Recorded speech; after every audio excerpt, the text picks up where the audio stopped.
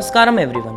तो इस वीडियो में मैं आपको आयुर्वेदा की दृष्टि से खाने के अलग अलग पहलुओं के बारे में बताऊंगा और मैं उम्मीद करता हूं कि इस वीडियो को एंड तक देखने पर आपको कुछ नया सीखने को ज़रूर मिलेगा। तो चलिए शुरू करते हैं वीडियो के साथ। आयुर्वेदा के एक प्रमुख ग्रंथ चरक संहिता के अनुसार खाने के 8 पहलू होते हैं, जिनके नाम हैं प्रकृति यानी नेचर ऑफ फूड, करणा यानी प्रोसेसिंग ऑफ फूड, समयोगा यानी कॉम्बिनेशन ऑफ फूड, राशि यानी क्वांटिटी ऑफ फूड, देशा यानी रीजनल इन्फ्लुएंस, काला यानी इन्फ्लुएंस ऑफ टाइम, उपयोगा समस्ता यानी रूल्स फॉर ईटिंग एंड उपभोक्ता the one who consumes it. सबसे पहले आता है प्रकृति। आज की इस मॉडर्न दुनिया में खाना खाते वक्त हम सिर्फ इस बात पर ध्यान देते हैं कि खाने की प्रकृति क्या है। प्रकृति से मतलब है कि उसकी प्रकृति कैसी है, क्या वो तामसिक है, राजसिक है या सात्विक है। इन तीनों के ऊपर एक डिटेल्ड वीडियो में अलग से बनाऊंगा। फिलहाल के लिए इतना समझिए कि सात्विक अच्छा होता है, तामसिक बुरा होता है और राजसिक न्यूट्रल होता है। ये खाने का पहला पहलू है जिसके आगे बहुत कम लोगों को पता होता है। तो आइए जानते हैं दूसरे पहलू के बारे में। दूसरा है करणा यानी प्रोसेसिंग ऑफ फूड। इसका मतलब होता है कि जिस खाने को हम खा रहे हैं उसे किस प्रकार से बनाया गया है, फ्राई किया गया है, बेक किया गया है, रोस्ट किया गया है, उबाला गया है, वगैरह वगैरह। तुमने लोगों को ब्राउन राइस, व्हाइट राइस के ऊपर डिबेट करते देखा होगा, पर उसे सही तरह से पकाने के ऊपर नहीं। सही तरीका होता है अच्छे से धो के, भिगो के उसे पकाने के बाद बचे पानी को हटा देना। इस तरह से पकाने पे चावल इजीली डाइजेस्ट होता है। इसी तरह और कई सारी बारीकियां होती हैं, पर इतनी फास्ट पेस लाइफ में बारीकियों में जाए कौन। अभी बाहर जाके मेयोनीज, चीज, अमूल बटर, गार्लिक, शेजवान वाली मैगी जो कि जरूरत से ज्यादा हाई टेम्परेचर पे पकी हो उसे खा लेना। हाई टेम्परेचर पे पके खाने की न्यूट्रिशनल वैल्यू गिर जाती है, ये तो साइंटिफिकली भी प्रूवन है।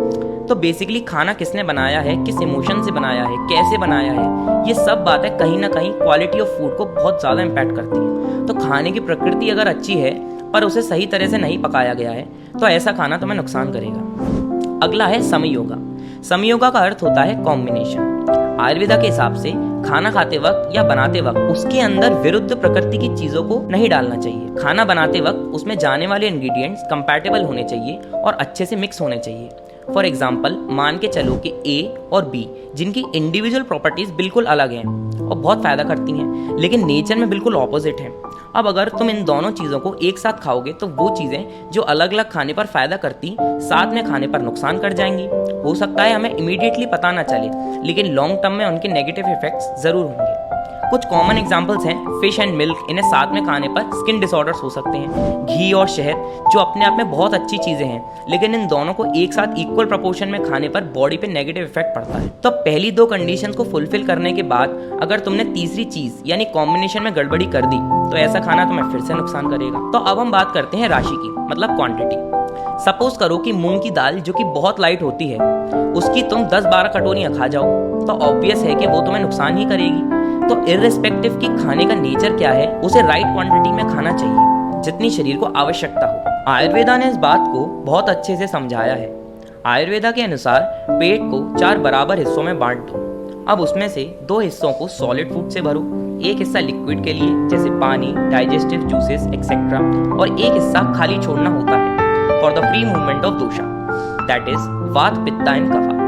इसलिए पेट भर जाने पे या सटाइटी होने के बाद और नहीं खाना चाहिए। ऐसा करने पे हम उस खाली जगह को भी भर देते हैं। बहुत से लोगों को खाना खाने के बाद गटागट पानी पीने की भी आदत होती है। अब यह एक ऐसी आदत है जो बहुत ज़्यादा नुकसानदायक है। अगर ऐसा करते हो तो तुरंत बंद कर दो। आयुर्वेदा में एक श्लोक है, भोजने चामृतम वारी भोजनांते विषप्रदम। इसका अर्थ होता है कि खाने के बीच बीच में पिया गया थोड़ा थोड़ा पानी अमृत के समान होता है और खाना खाने के बाद पिया गया पानी विष के समान होता है।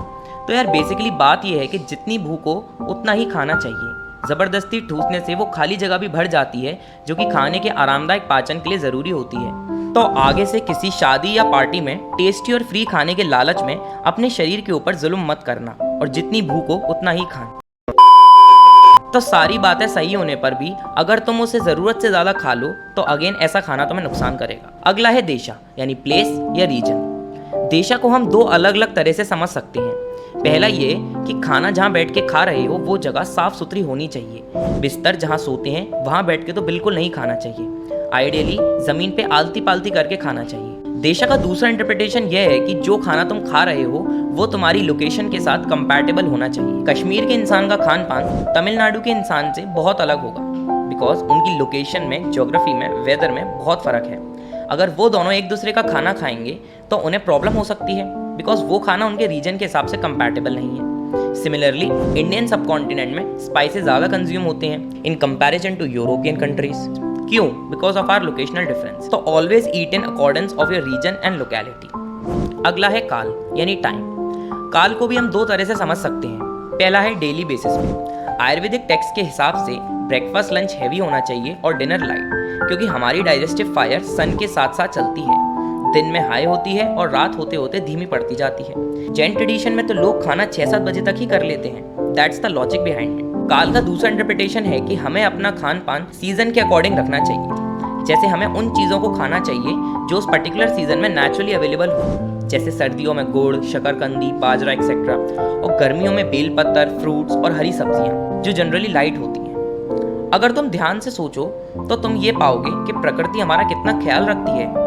हमारे शरीर और मौसम के मुताबिक हमें सब कुछ देती है, लेकिन आज के ग्लोबलाइज्ड वर्ल्ड में सब चीज़ें 365 दिन मिलती हैं, जिसकी वजह से मौसमी और बेमौसमी के बीच की लाइन मिट चुकी है। अगला है उपयोगा समस्था यानी rules for eating according to Ayurveda. अब देखो यार, ऐसा है कि रूल्स तो काफ़ी सारे हैं, इसलिए मैं उनमें से सिर्फ 2 ही यहाँ डिस्कस करूँगा। पहला यह है कि आयुर्वेदा के हिसाब से जब तेज़ भूख लगे तभी खाओ और जब प्यास लगे तभी पियो। Simple as that.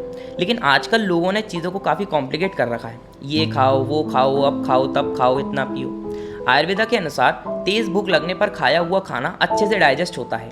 इसको हम इस तरह समझ सकते हैं कि जो मजदूर लोग होते हैं उनके पास इतनी अच्छी डाइट अवेलेबल नहीं होती, पर तब भी वो इतनी मेहनत कर लेते हैं। क्यों? क्योंकि वो जो भी खाते हैं उनका शरीर उसे बहुत अच्छे से डाइजेस्ट कर लेता है। दूसरा रूल यह है कि आयुर्वेदा के अनुसार खाना हमेशा शांति से और एकाग्रचित होकर खाना चाहिए। टीवी, नेटफ्लिक्स, मोबाइल, इन सब से दूर। आयुर्वेदा ने खाने को एक बहुत पवित्र प्रोसेस बताया है। It's something equivalent to a havan. खाना खाना is a ritualistic process in itself, जो एक साफ सुथरे एनवायरनमेंट में शांति से होना चाहिए। सारा ध्यान सिर्फ खाने पर होना चाहिए। हमारे कल्चर में ट्रेडिशनली शादी, भंडारा, कोई भी इवेंट होता था तो सब जमीन पर बैठकर पत्तल में खाना खाते थे और सिर्फ खाने पर फोकस होता था। इससे वेस्टेज भी कम होती थी, क्योंकि इंसान और तभी लेता था जब पहले का खत्म कर लेता था। लेकिन आजकल तो बफे सिस्टम में आदमी अपने हाथों से खूब सारा भर लेता है और खड़े खड़े बातें करते करते खाता है। शरीर का भी नुकसान और खाने का भी नुकसान। पर साफ शान तो इसी में है ना, जमीन पे बैठ के पत्ते की थाली में कौन खाए। और भी कई बातें यार इस तरह से डिस्कस करने की, लेकिन यार इससे वीडियो बहुत लंबा हो जाएगा। तो यार अगर तुम इन टॉपिक्स के बारे में और डिटेल में जानना चाहते हो तो मेरा टेलीग्राम ग्रुप ज्वाइन कर सकते हो। अब शुरू से लेके एंड तक सारी बातों का ध्यान रख लिया, सब कुछ हो गया, लेकिन जो इंसान उसे खाएगा वो उसके लिए कंपैटिबल ही नहीं है, तो अल्टीमेटली वो उसे नुकसान करेगा। नॉर्मल मिर्च मसाले का खाना जो तुम और मैं आराम से खा लेंगे, उसे एक 3 साल का बच्चा नहीं खा पाएगा। सिमिलरली फॉरेनर्स को हमारे यहाँ का खाना बहुत तीखा लगता है, पर हम उसे आराम से खा लेते हैं। तो यार तुमने देखा कि आयुर्वेदा में कितनी बारीकियों से चीज़ों को बताया गया है और ध्यान दिया गया है। मैंने तो सिर्फ ऊपर ऊपर से बातों को कवर किया है, असल में तो बताने को और भी बहुत कुछ है। अब यार मैं जानता हूँ कि आजकल की फास्ट पेस लाइफ में इन सारी बातों को ध्यान में रखना और फॉलो करना नेक्स्ट टू इम्पॉसिबल है, लेकिन अगर तुम इनमें से कुछ बातों को भी अप्लाई करते हो तो तुम्हारी ज़िंदगी में कुछ बेहतर बदलाव ज़रूर आएंगे। तो यार मैं उम्मीद करता हूँ ये वीडियो तुम्हें इन्फॉर्मेटिव लगी हो। इस वीडियो के लिए इतना ही, मिलते हैं अगली वीडियो में।